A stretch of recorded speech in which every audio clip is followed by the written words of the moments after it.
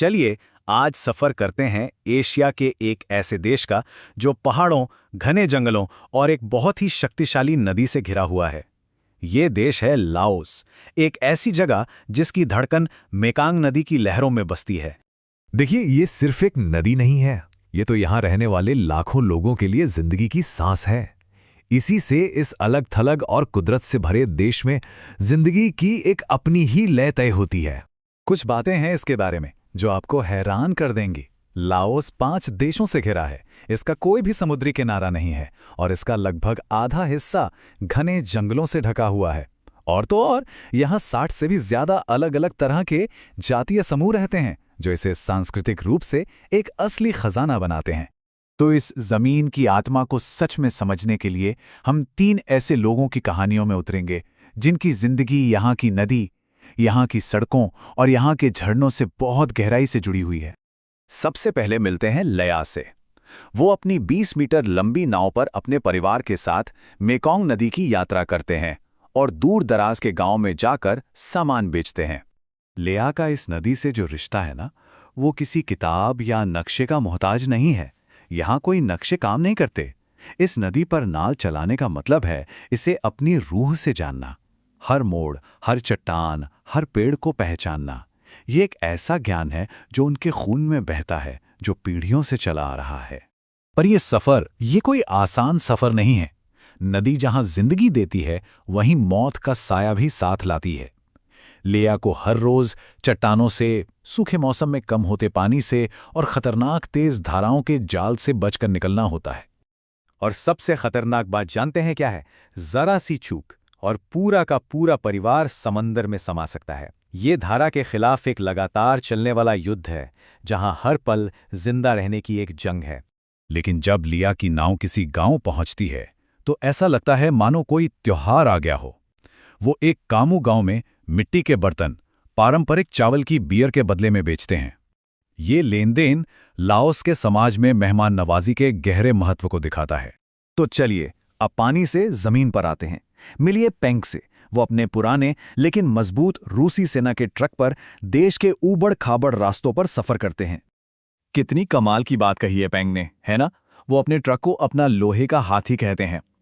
Laos में हाथी सिर्फ एक जानवर नहीं है, बल्कि वो एक राष्ट्रीय प्रतीक है और पुनर्जन्म के चक्र में एक पवित्र आत्मा भी। पेंग सिर्फ एक ट्रक ड्राइवर नहीं है, वो एक बौद्ध हैं जो अक्सर ध्यान करते हैं। उनके लिए ये यात्रा प्रकृति के साथ तालमेल बिठाने और अपनी नियति को पूरा करने का एक रास्ता है। पेंग का फलसफा बहुत ही सरल है, शांति से जियो और कुदरत के नियमों का पालन करो। उनका एक सपना है कि एक दिन वो दुनिया से दूर होकर एक भिक्षु की तरह अपनी जिंदगी गुजारें।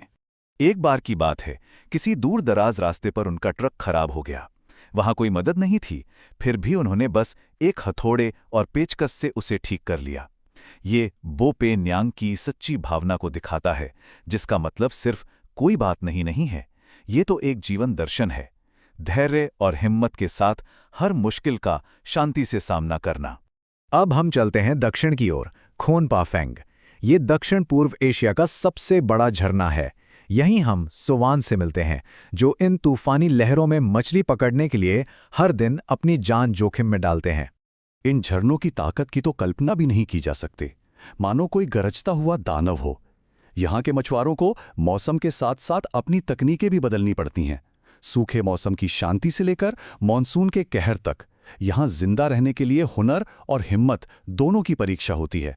यहाँ अकेला कोई भी नहीं है। मछुआरों का एक दूसरे पर बहुत गहरा विश्वास है। खतरनाक जगहों के पास हमेशा कोई ना कोई मदद के लिए मौजूद रहता है, क्योंकि वो जानते हैं कि एक दूसरे का साथी जिंदगी की गारंटी है। सोवान ने हाल ही में अपनी पहली नाव खुद बनाई है। ये उनकी आज़ादी और उनके भविष्य का प्रतीक है।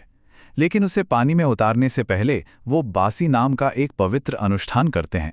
इस रस्म में नदी की आत्माओं को याद किया जाता है और उनसे नाव की सुरक्षा के लिए आशीर्वाद मांगा जाता है, ताकि ये नाव परिवार के लिए खुशहाली लाए। अब अगर इन तीनों कहानियों को हम एक साथ देखें, तो ये हमें लाओस की आत्मा की एक ऐसी तस्वीर दिखाती हैं जो शायद शब्दों से परे है। तो लेया की कहानी में हमें सतर्कता दिखती है, पेंग के रास्ते में हमें धैर्य का पाठ मिलता है और स्वान के काम में साहस। लेकिन इन तीनों में एक बात एक जैसी है, प्रकृति के लिए गहरा सम्मान और हर हाल में जीने का जज्बा।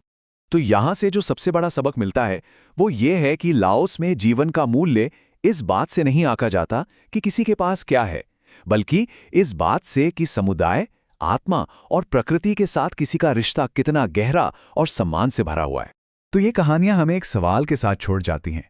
आज की इस भाग-दौड़ भरी जटिल दुनिया में क्या नदी की इस सरल और गहरी लय से जिए जा रहे जीवन से कुछ सीखा जा सकता है?